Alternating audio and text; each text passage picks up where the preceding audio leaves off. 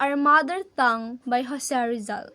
If truly a Filipino dearly love the tongue to them by heaven sent, they surely yearn for liberty like a bird above in the firmament, because by its language one can judge a town, a barrio, and kingdom, and like any other created thing, every human being loves his freedom.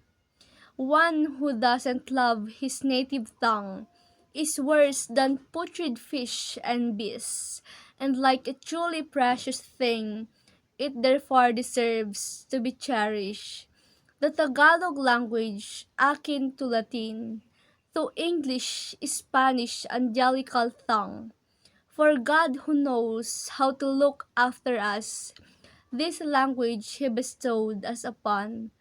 As others, our language is the same with alphabet and letters of its own. It was lost because the storm did destroy on the lake Daubankawan in years bygone.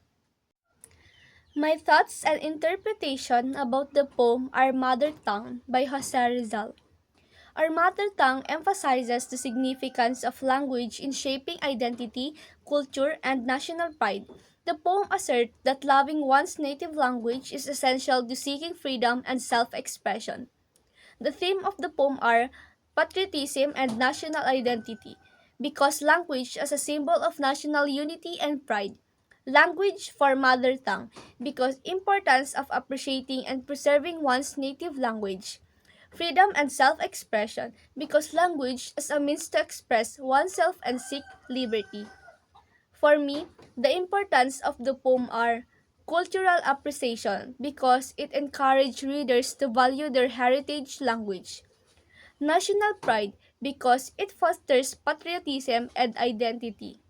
Language preservation, because it highlights the importance of preserving indigenous language. Importance to Filipino people. Linguistic heritage, because it celebrates Tagalog language's richness and history. National identity, because it contributes to Philippine cultural heritage. Inspiration for language preservation, because it encourages efforts to protect and promote Filipino languages.